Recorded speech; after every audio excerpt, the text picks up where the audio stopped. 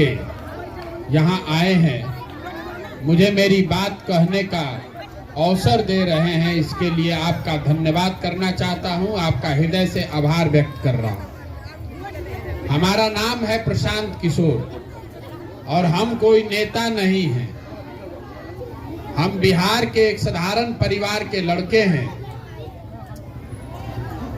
पैदल चल रहे हैं। आपसे हम वोट मांगने नहीं आए। हम पिछला 9 महीना से सुबह से शाम तक पैदल चल रहे हैं, गांव गांव जा रहे हैं। जहां शाम होता है वहीं रुकते हैं, अगले दिन फिर वहां से चलते हैं। लोग पूछ रहा है कि भाई पैदल क्यों चल रहे हैं? हमारे पैदल चलने से आपका क्या फायदा है? हमारे पैदल चलने से आपका गरीबी नहीं दूर होगा, बिहार में भ्रष्टाचार नहीं खत्म होगा, आपका नाली गली नहीं बनेगा, आपके बच्चों को पढ़ाई और रोजगार नहीं मिलेगा। तो हम पैदल काहे चल रहे हैं?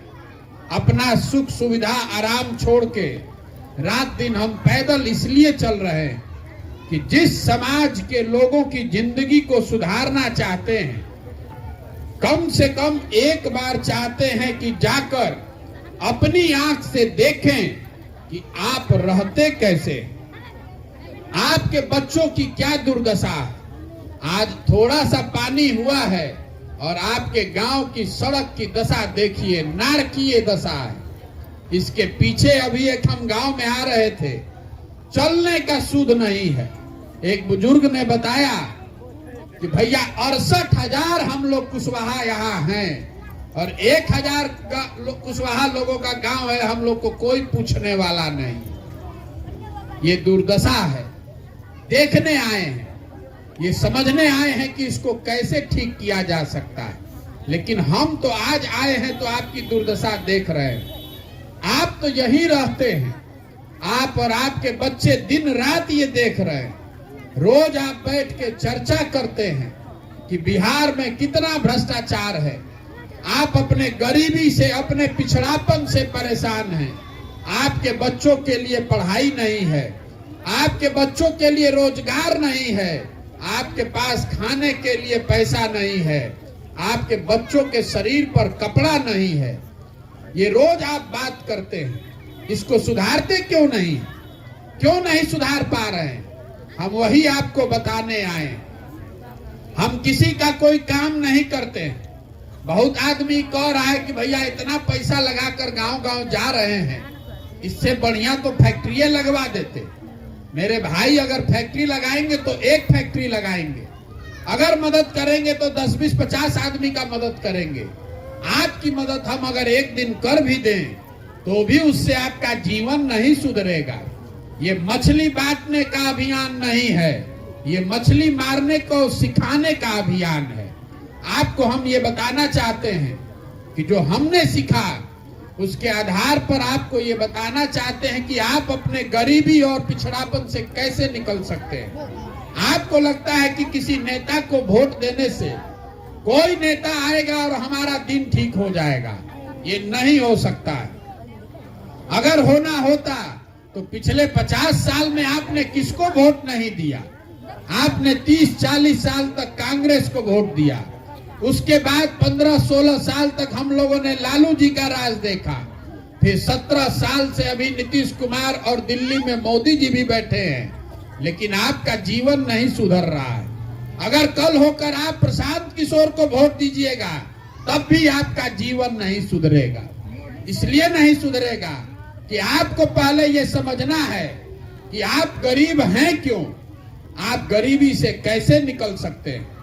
दुनिया भर के विद्वानों ने ये बताया कि गरीबी से निकलने का 3 ही रास्ता है।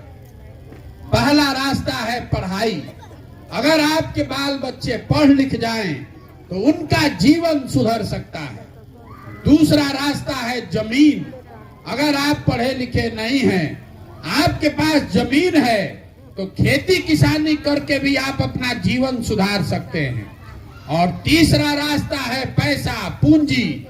अगर आप पढ़े लिखे नहीं हैं, आपके पास जमीन भी नहीं है, लेकिन अगर पैसा हो तो कोई रोजी रोजगार दुकानदौरी करके आप जीवन अपना सुधार सकते हैं। आप ध्यान से देखिएगा तो पूरे बिहार में आपके गांव, आपके पंचायत में भी ज्यादातर लोगों के पास ये तीनों में तीनों चीज नहीं है। आपके बच्चों के पढ़ने के लिए कोई व्यवस्था नहीं है। आपका बच्चा सरकारी स्कूल में पढ़ने जाता है, वहां से पिलुआ वाला खिचड़ी खाकर रोज घरे आता है, वो पढ़ाई नहीं करता है। आप में से कुछ लोग हैं जो अपने बच्चों को प्राइवेट स्कूल में पढ़ा रहे हैं, तो जो लड़कों को प्राइवेट स्कूल में पढ़ा रहा है उसका भी भला नहीं होना है। इसलिए कि स्कूल तो प्राइवेट में पढ़ा दीजिएगा, कॉलेज तो सरकारी में ही जाना पड़ेगा। तो कॉलेज में भी बिहार में पढ़ाई नहीं हो रहा है, कॉलेज से खाली डिग्री बट रहा है। स्कूल से खिचड़ी और कॉलेज से डिग्री बट रहा है, पढ़ाई दोनों में कहीं नहीं हो रहा है। तो जब आपके बच्चे पढ़ेंगे ही नहीं तो मजदूर नहीं बनेंगे तो कलेक्टर बनेंगे। दूसरा रास्ता हमने आपको बताया, जमीन। ये कर्पूरी जी की धरती है। समाजवाद का के नाम पर 50 साल से राजनीति हो रही है, लेकिन बिहार में जो 100 लोग रहते हैं, आपके गांव में भी जाकर देख लीजिएगा, अगर 100 आदमी रहता है तो 100 में 60 आदमी के पास एक को धूर जमीनें नहीं है। भूमिहीनों की सबसे ज्यादा देश में संख्या बिहार में है, किसी को जमीन नहीं है। और जो 40 आदमी के पास जमीन है, उस 40 में 35 आदमी ऐसा है जो 2 बीघा से कम का मालिक है। तो जो आप खेती करते हैं वो खेती कमाने वाली खेती नहीं है, वो खाने वाली खेती है। आप खेती किसानी करके अपने बाल बच्चों का पेट भर सकते हैं, उससे कमाने का जुगाड़ नहीं है। तीसरा रास्ता लोगों ने बताया है पैसा, पूंजी। अगर आपके पास पढ़ाई नहीं है, जमीन नहीं है, पैसा होता तो कुछ नहीं करते, 5 गो भैंसे पाल लेते, अपने गांव में कोई दुकानदारी कर लेते, मछली मुर्गा का व्यापार कर लेते। वो आप क्यों नहीं कर पा रहे हैं? वो इसलिए नहीं कर पा रहे हैं कि बिहार में जो 100 लोग रहते हैं, 100 में 80 आदमी दिन में 100 रुपया भी नहीं कमाता है। तो अगर आप इस महंगाई के जमाना में 100 रुपया भी नहीं कमा रहे हैं तो आप खाइएगा क्या? बाल बच्चे को क्या खिलाइएगा और पूंजी कहां से लाइएगा? यही वजह है कि आप 50 बरस से मेहनत करते हैं, जिसको वोट देते हैं दीजिए, लेकिन आप गरीबी से नहीं निकल सकते हैं। आपके पास पढ़ाई है ये नहीं है, जमीन है ही नहीं, पैसा पूंजी है ही नहीं, तो गरीबी से निकलिएगा कैसे? जब तक बिहार में ये 3 चीज का व्यवस्था नहीं हो, सभी के लिए पढ़ने की व्यवस्था, भूमिहीनों को जमीन की व्यवस्था और घर घर पूंजी पैसा देकर साधन जिससे आप रोजी रोजगार कर सकें, जब तक ये 3 व्यवस्था नहीं होगी, आप किसी का सरकार बना दीजिए, आपका जीवन नहीं सुधरने वाला है। अब आप पूछिएगा कि अगर यही 3 रास्ता है तो बिहार में काम हो क्यों नहीं रहा है? ज्यादातर लोग बताएंगे कि नेता सब यहाँ काम नहीं कर रहा है। आप ये बताइएगा कि आपने वोट ठीक दिया है, नेता आपको ठग रहा है। हम आपको बताने आए हैं कि ऐसी बात नहीं है। अगर आपको नेता ठगता तो एक बार नेता ठगता, दूसरी बार आप जग जाते, 2 बार नेता ठगता, तीसरी बार आप जग जाते। लेकिन अगर आप 50 साल से इस कुचक्र में पड़े हैं तो इसका मतलब है कि कुछ गलती ऐसी है जो आपको समझ में नहीं आ रहा है। हम अभी 2 सवाल आपसे करेंगे, आपको 2 मिनट में पता चलेगा कि आपका दुर्दशा ऐसा क्यों है। अभी हम आपसे सवाल करेंगे, सबको जवाब देना है, हाँ चाहे ना, हाथ उठाकर।